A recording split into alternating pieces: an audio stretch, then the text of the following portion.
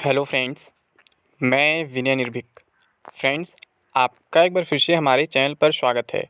तो friends, group D exam full schedule, जी हाँ फ्रेंड्स, यहाँ फुल शेड्यूल मैं आपको दिखाने वाला हूँ कि आपका एग्ज़ाम जो है कब से कब तक चलने वाला है। तो फ्रेंड्स, ये एक बिग ब्रेकिंग अपडेट है। जी हाँ फ्रेंड्स, एक बिग ब्रेकिंग अपडेट है कि केवल 2 महीने चलेगा एग्ज़ाम। मैं आपसे बता भी रहा था फ्रेंड्स कि अगर एनएससीआईटी एग्ज़ाम कराएगा तो वो क्या करेगा, वो ज़्यादा से ज़्यादा शिफ्ट में एग्ज़ाम कराता है और जल्द से जल्द कंप्लीट करा देता है। ठीक है, आपको मालूम होगा जब टीसीएस एग्ज़ाम कराती है तो नॉर्मली एक दिन में 3 शिफ्ट में एग्ज़ाम कराती है, लेकिन जब एनएससीआईटी कराता है तो 4 शिफ्ट में कराता है। तो आप अंदाज़ा लगा लीजिए कि ये कितना फ़ास्ट काम करने वाला है। लेकिन इसका मतलब ये बिल्कुल नहीं है कि आपकी जॉइनिंग जो है 2022 में ही हो जाएगी, क्योंकि बहुत से लोग अभी भी अफ़वाह फैला रहे हैं कि आपकी जॉइनिंग 2022 में हो जाएगी, जबकि आप जानते हैं इसके पीछे सच्चाई क्या है।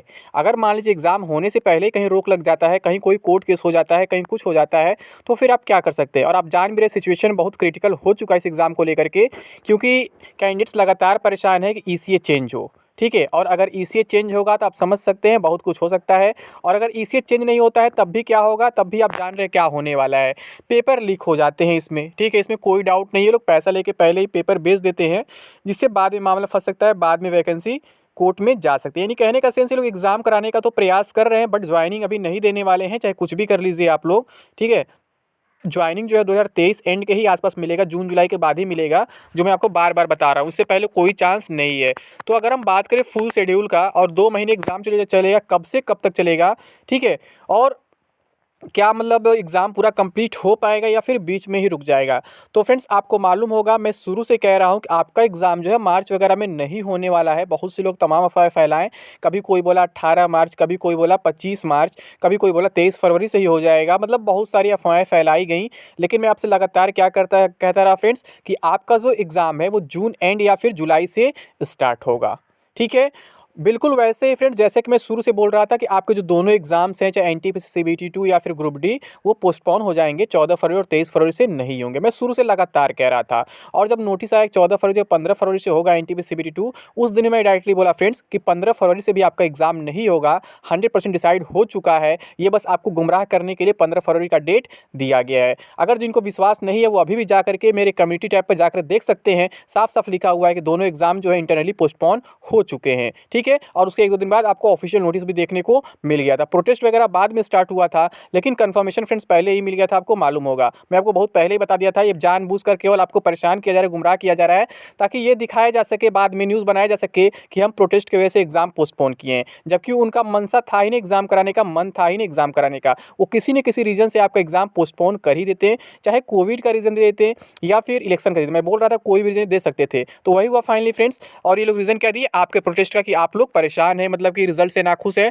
तो सीबीटी 2 नहीं हो पाएगा, रिजल्ट रिवाइज होगा। और फिर ऐसे ग्रुप डी में क्या हुआ, ग्रुप डी मतलब बिना किसी रीजन के रोक दिए कह सकते हैं। क्यों? क्योंकि वहाँ मेडिकल स्टैंडर्ड का मामला था, वो मामला बहुत ज़्यादा नहीं उठा था। लेकिन आपको मालूम होगा इसमें इन लोगों को क्या प्रॉब्लम था, इसमें इन लोगों को एग्जाम कराना नहीं था। यही कारण था कि ग्रुप डी को भी रोक दिए। और कहीं ना कहीं ग्रुप डी रोकने में कुछ कोचिंग माफिया वालों का हाथ है, जो लोग चाह रहे थे कि जो टेंडर है वो टीसीएस छीनकर एनएससीआईटी को दे दिया जाए। क्योंकि आपको मालूम होगा बिडिंग प्रोसेस में जो है टीसीएस के बाद सेकंड नंबर पे एनएससीआईटी ही थी। तो वही हुआ फ्रेंड्स, जो लोग चाह रहे थे, और क्या हुआ, टेंडर जो है टीसीएस से छीन के एनएससीआईटी को दे दिया गया। छीन के क्या मतलब है, यहाँ छीना नहीं गया, टीसीएस ने खुद छोड़ दिया है। क्योंकि टीसीएस एग्जाम फरवरी में करा सकती थी, लेकिन जब फरवरी में एग्जाम नहीं हुआ तो उसके बाद टीसीएस खाली नहीं है। आपको मालूम होगा अप्रैल से लगातार जो है टीसीएस एसएससी के साथ बिजी, एसएससी के एग्जाम्स कराएंगे, तो फिर कहाँ से टीसीएस खाली मिल पाएगी। इस वजह से क्या हुआ, इसको मतलब कि जो बिडिंग प्रोसेस या फिर जो टेंडर है वो मतलब टीसीएस से हटा दिया गया। और टीसीएस ने तो अपना पेमेंट पा गया, मतलब जो उसको एडवांस पेमेंट मिलना तो वापस नहीं हो सकता है, क्योंकि टीसीएस ने नहीं मना किया एग्जाम कराने से। ठीक है, रेलवे खुद पीछे हट के एग्जाम कराने से टीसीएस को अपना पैसा मिल गया।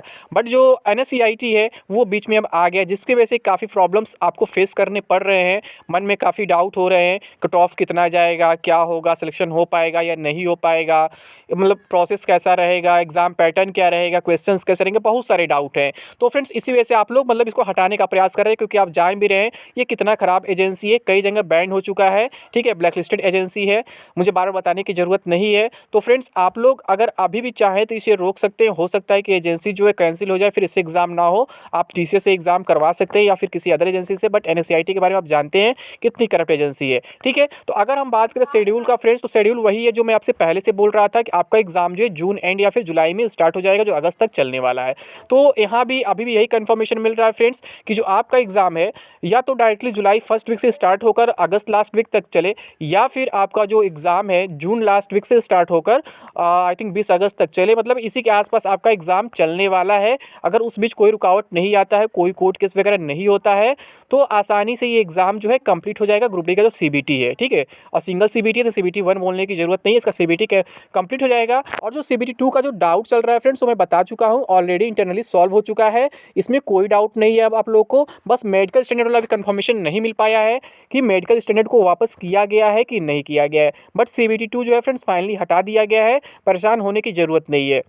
न्यूज़ में बहुत सारी बातें वायरल हो रही हैं कि ये नेता बोल रहे हैं, ये मंत्री बोल रहे हैं कि हम रेल मंत्री से मिले, वो बोले हम ये कर देंगे, वो कर देंगे। आप लोग 4 बार मिलो, 5 बार, उससे मतलब नहीं है। वो डिसीजन जो होगा अंदर से होगा, आपके मिलने से नहीं होगा। सुशील कुमार मोदी 2 बार बोल चुके हैं कि हम रेल मंत्री से मिले हैं और उनसे सारी बातें रखें, और वो हामी भरे हैं। तो भाई जब हामी भरे हैं तो नोटिस क्यों नहीं दे रहे हैं, ठीक है। या फिर हामी भरे ने कुछ हुआ ही नहीं ऐसा।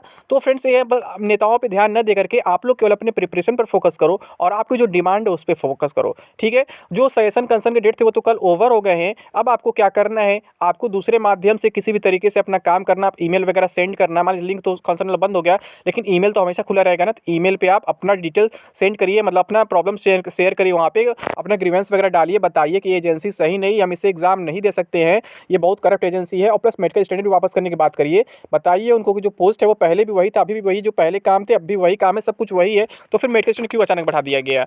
और सबसे बड़ी बात ये है, जो ये मेडिकल स्टैंडर्ड देख करके फॉर्म अप्लाई किए थे कि हाँ वो इस मेडिकल स्टैंडर्ड में आ जाएंगे, वो नौकरी पा जाएंगे, वो कहाँ जाएंगे, उनके लिए क्या व्यवस्था किया गया है। क्योंकि पिछले वैकेंसी बहुत सारे कैंडिडेट्स जो है मेडिकल स्टैंडर्ड वजह से बाहर हो गए, फाइनल सिलेक्शन से वंचित रहेगा। आपको मालूम होगा वो सब कुछ क्लियर कर लिए थे, रिटन में बहुत अच्छा स्कोर कर लिए थे और फिजिकल भी निकाल लिए थे, डीवी भी अच्छा कर लिए थे, मेडिकल में भी उनको बाहर कर दिया गया। तो फिर फ्रेंड्स ये जो गलती हो रही है कहाँ से हो रही है, रेलवे की तरफ से गलती हो रही है, ना कि आपकी तरफ से गलती हो रही है। क्योंकि रेलवे ने पोस्ट बनाया उस मेडिकल स्टैंडर्ड के लिए, तो रेलवे को उस पर नौकरी भी देनी चाहिए। केवल दिखावे के लिए पोस्ट नहीं रखना चाहिए, केवल दिखावे के लिए मेडिकल स्टैंडर्ड नहीं रखना चाहिए। तो आप लोग अपनी डिमांड जरूर अभी मतलब रखें रेलवे के सामने, ताकि जो आपकी डिमांड पूरी हो सके। एग्ज़ाम में भले थोड़ी देरी हो जाएगी चलेगा, बट एग्ज़ाम फेयर होना चाहिए। क्योंकि 1-2 महीने देरी के चलेगा, लेकिन एग्ज़ाम होकर के साल भर 1.5 साल की देरी नहीं चलेगी। क्योंकि आप जान रहे हैं एनएससीआईटी के बारे में, एनएससीआईटी हर जगह बैंड है। यूपी में पिछला एसआई एग्ज़ाम कराया था, वो कैंसिल होकर 1 साल बाद री एग्ज़ाम हुआ था, ठीक है। तो क्या आप चाहते हैं ग्रुप डी में भी ऐसा हो, कैंसिल होकर फिर 1 साल बाद री एग्ज़ाम हो? तो फिर जल्दी कराने का क्या मतलब रह जाएगा, आप समझ सकते हैं। और अब इस बार भी एसआई एग्ज़ाम कराया यूपी में एनएससीआईटी ने ही, इस बार भी कैंसिल होने के चांसेस बढ़ गए हैं। बहुत सारे प्रूफ मिल गए हैं एनएससीआईटी के खिलाफ, ठीक है। क्योंकि इस बार भी पेपर आउट हो गए थे, आपको मालूम होगा 160 क्वेश्चन लोग करके आए सही, और कुछ लोग 159 किए, कुछ लोग 158 157 भी किए हैं। अब सोचिए फुल क्वेश्चन सही कर ले कॉम्पिटिटिव एग्जाम्स में, आप सोच सकते हैं कैसे पॉसिबल हो सकता है। तो पॉसिबल कैसे हुआ फ्रेंड्स, पेपर पहले लीक हो चुका था, पूरी व्यवस्था कराई गई थी चीटिंग की। और आपको मालूम होगा इसमें क्या होता है, सेंटर ही हैक कर लेते डायरेक्टली, यानी सेंटर ही खरीद लिए जाते हैं। तो जो लोग पैसा देते हैं उनका एक जगह सेंटर बन जाता है और उनको अच्छे से चीटिंग करा देता है, वो फुल मार्क्स पा जाते हैं। कुछ लोग जानबूझ के 1-2 क्वेश्चन छोड़ देते हैं ताकि उनके ऊपर शक ना जाए कि हम वो फुल कैसे कर लिए हैं। तो कोई 159 करके आ गया है, कोई 158 करके आ गया है, कोई 157 करके आ गया है। तो ऐसा ही ग्रुप डी में भी देखने को मिल सकता है अगर ऐसा कुछ हुआ तो,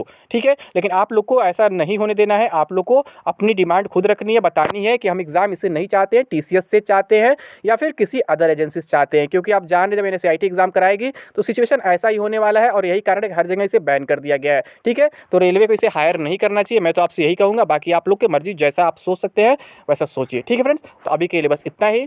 थैंक यू। जय हिंद, जय भारत।